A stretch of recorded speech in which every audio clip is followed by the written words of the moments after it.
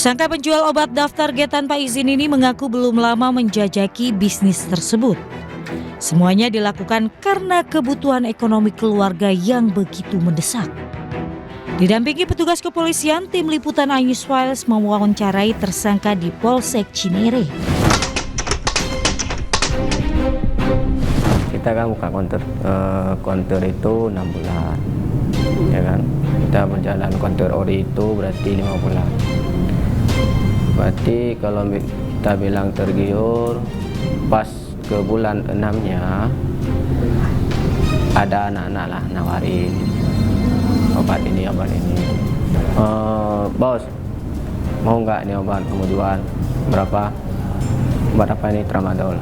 Nah, misalnya tramadol. Berapa ini pasaran harganya? Kan saya nggak tahu. Gini ceritanya. Oh gini. Oke, cocok.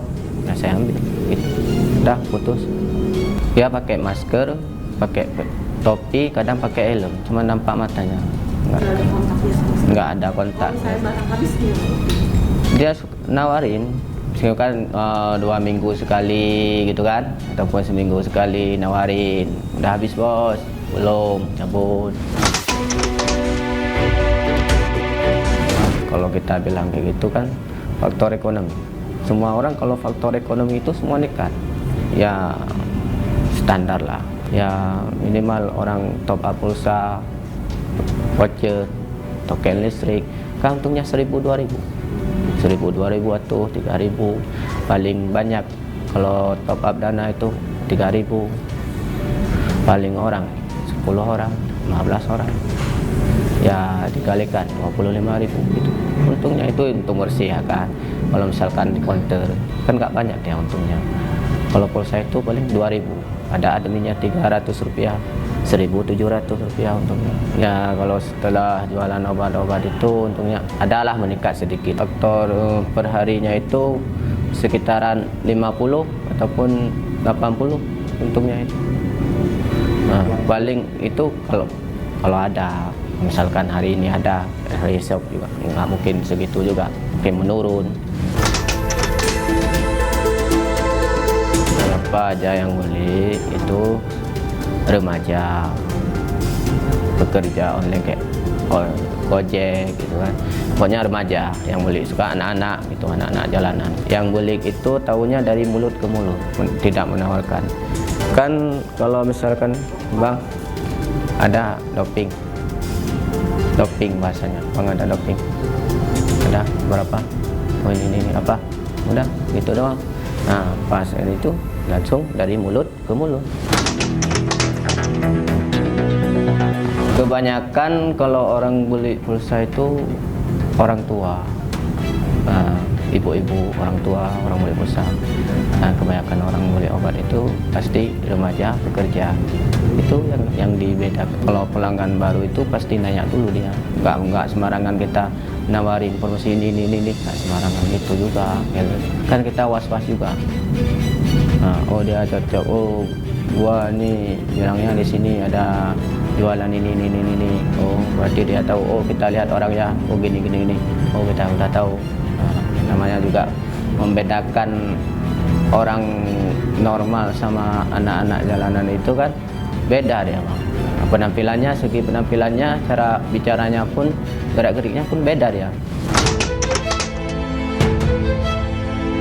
Nah, digerebek ya langsung masuk, ini itu tanya intro, ini jualan apa, ya kan?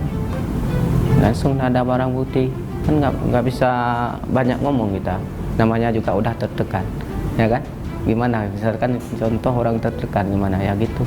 Kalau kita bilang takut, ya sama urusan sama penegak hukum ini semua takut, karena kalau nggak dapat izin, ya takut. Masa kita nggak takut sama negara? Nah, otomatis dah takut ya kita, karena sudah melanggar hukum pasti takut. Kalau kita usaha untuk mengelak itu nggak ada. Kalau kita misalkan kepikiran untuk mengelak ini, itu malah memperburuk keadaan. Jalanin aja lah. Berarti udah waktunya ketangkap, bukan rezeki kita lagi. Mungkin kedepannya kita introspeksi diri sendiri lagi, bekerja yang lebih baik. Itu aja. Hidup ini dinikmati aja.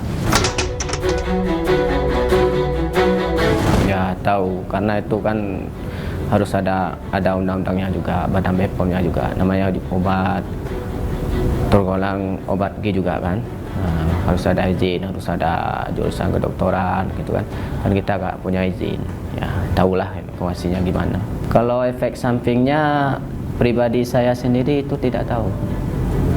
Sempat saya nanya sama orang yang mengajak bekerja itu, emang abang beli ini setiap pergi itu untuk apa? Untuk kerja lah bro, kan bahasa jalanan ini, kita ngomong bahasa jalanan ini, untuk kerja lah cuy. Oh emang kerja harus ada doping? Iyalah cuy, biar semangat kita. Gitu. Kalau dibilang penyesalan mah dapatlah abang lihat di raut wajah saya kan, seberapa saya menyesal ini. Ya namanya juga udah nasi udah jadi bubur ya kan. Nyesal ya, tetap nyesal kita. Jangan melanggar hukum aja, kerja itu yang baik, yang benar,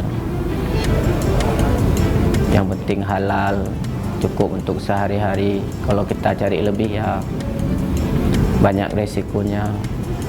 Kalau misalkan kita nggak, gimana kita bilang, rezeki itu udah ada yang ngatur, pasti yang ngatur. Langkah-langkah itu pasti ngatur. Nggak usah takut untuk nggak makan, nggak usah takut untuk ini, nggak usah takut. Pasti ada rezekinya. Itu misalkan kita di luar sana pengen kerja mencari untung besar, ya harus tanggung resikonya, gitu aja. Ada informasi kalau di sana jual obat antidepresan, gue coba beli dan ternyata benar. Kalau dapetnya gue awal tuh gue bisa dapet dari toko-toko kosmetik yang ilegal gitu sih.